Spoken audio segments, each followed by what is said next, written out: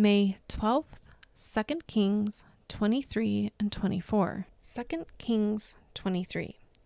Then the king called together all the elders of Judah and Jerusalem. He went up to the temple of the Lord with the people of Judah, the inhabitants of Jerusalem, the priests and the prophets, all the people from the least to the greatest. He read in their hearing all the words of the book of the covenant, which had been found in the temple of the Lord. The king stood by the pillar and renewed the covenant in the presence of the Lord, to follow the Lord and keep his commands, statutes, and decrees with all his heart and all his soul, thus confirming the words of the covenant written in this book. Then all the people pledged themselves to the covenant. The king ordered Hilkiah the high priest, the priests next in rank, and the doorkeepers to remove from the temple of the Lord all the articles made for Baal and Asherah and all the starry hosts. He burned them outside Jerusalem in the fields of the Kidron Valley and took the ashes to Bethel.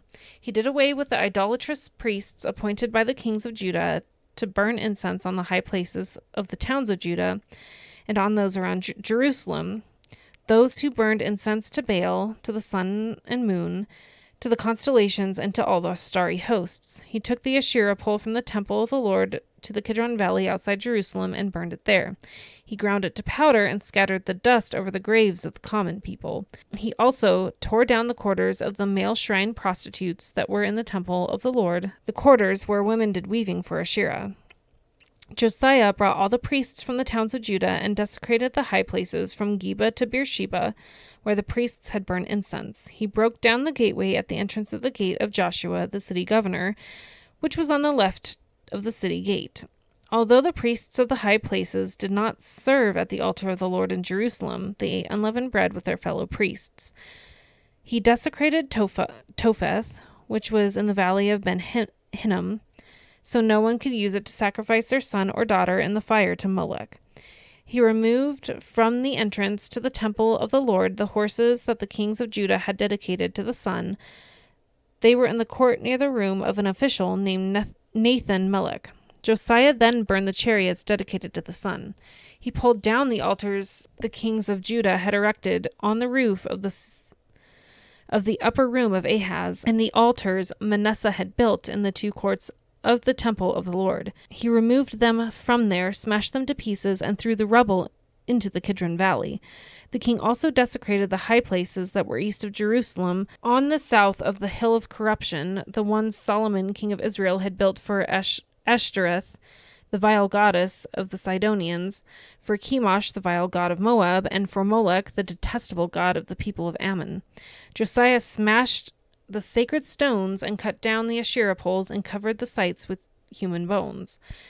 Even the altar at Bethel, the high place made by Jeroboam, son of Nebat, who had caused Israel to sin, even that altar and the high place he demolished. He burned the high place in the ground and ground it to powder, and burned the Asherah pole also. Then Josiah looked around, and when he saw the tombs that were there on the hillside, he had the bones removed from them and burned on the altar to defile it, in accordance with the word of the Lord proclaimed by the man of God who foretold these things.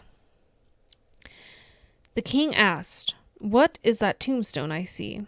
The people of the city said, "It marks the tomb of the man of God who came from Judah and pronounced against the altar of Bethel the very things you have done to it." "Leave it alone," he said. "Don't let anyone disturb his bones." So they spared his bones and those of the prophet who had come from Samaria. Just as he had done at Bethel, Josiah removed all the shrines at the high places that the kings of Israel had built in the towns of Samaria, and that had aroused the Lord's anger. Josiah slaughtered all the priests of those high places on the altars and burned human bones on them. Then he went back to Jerusalem. The king gave the order to all the people, "Celebrate the Passover to the Lord your God, as it is written in the book of the covenant." Neither in the days of the judges who led Israel, nor in the days of the kings of Israel and the kings of Judah, had any such Passover been observed. But in the 18th year of the king of Josiah, this Passover was celebrated to the Lord in Jerusalem.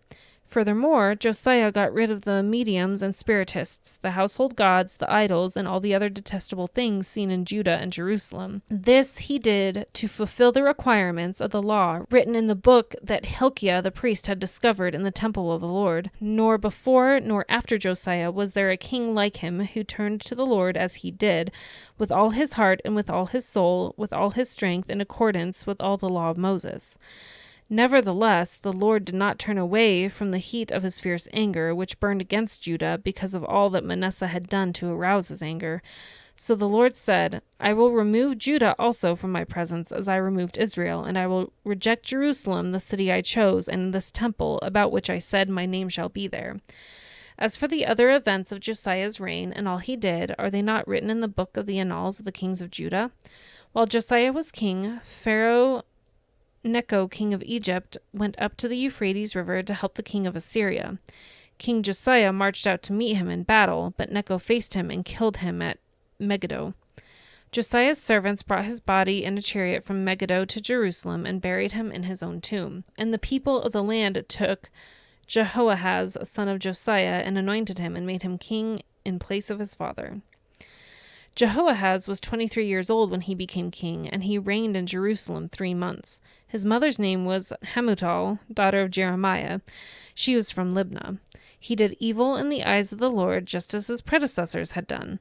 Pharaoh Necho put him in chains at Riblah in the land of Hamath, so that he might not reign in Jerusalem, as he imposed on Judah a levy of 100 talents of silver and a talent of gold. Pharaoh Necho made Eliakim, son of Josiah, king in place of his father Josiah, and changed Eliakim's name to Jehoiakim. But he took Jehoahaz and carried him off to Egypt, and there he died. Jehoiakim paid Pharaoh Necho the silver and gold he demanded. In order to do so, he taxed the land and exacted the silver and gold from the people of the land according to their assessments. Jehoiakim was 25 years old when he became king, and he reigned in Jerusalem 11 years. His mother's name was Zebedah, daughter of Pedaiah. She was from Rumah. And he did evil in the eyes of the Lord, just as his predecessors had done. 2 Kings 24. During Jehoiakim's reign, Nebuchadnezzar, king of Babylon, invaded the land, and Jehoiakim became his vassal for 3 years. But then he turned against Nebuchadnezzar and rebelled. The Lord sent Babylonian, Aramean, Moabite, and Ammonite raiders against him to destroy Judah in accordance with the word of the Lord proclaimed by his servants, the prophets. Surely these things happened to Judah according to the Lord's command, in order to remove them from his presence, because of the sins of Manasseh and all he had done, including the shedding of innocent blood. For he had filled Jerusalem with innocent blood, and the Lord was not willing to forgive. As for the other events of Jehoiakim's reign and all he did, are they not written in the book of the annals of the king of Judah? Jehoiakim rested with his ancestors, and Jehoiachin, his son, succeeded him as king. The king of Egypt did not march out from his own country again, because the king of Babylon had taken all his territory from the Wadi of Egypt to the Euphrates River. Jehoiachin was 18 years old when he became king, and he reigned in Jerusalem 3 months. His mother's name was Nehushta, daughter of Elnathan. She was from Jerusalem. He did evil in the eyes of the Lord, just as his father had done. At that time, the officers of Nebuchadnezzar, king of Babylon, advanced on Jerusalem and laid siege to it, and Nebuchadnezzar himself came up to the city while his officers were besieging it. Jehoiachin, king of Judah, his mother, his attendants, his nobles, and his officials all surrendered to him. In the 8th year of the reign of the king of Babylon, he took Jehoiachin prisoner. As the Lord declared, Nebuchadnezzar removed the treasures from the temple of the Lord and from the royal palace, and cut up the gold articles that Solomon, king of Israel, had made for the temple of the Lord. He carried all Jerusalem into exile, all the officers and fighting men, and all the skilled workers and artisans, a total of 10,000. Only the poorest people of the land were left. Nebuchadnezzar took Jericho captive to Babylon. He also took from Jerusalem to Babylon the king's mother, his wives, his officials, and the prominent people of the land. The king of Babylon also deported to Babylon the entire force of 7,000 fighting men, strong and fit for war, and 1,000 skilled workers and artisans. He made Mattaniah, Jehoiakin's uncle, king of his palace, and changed his name to Zedekiah.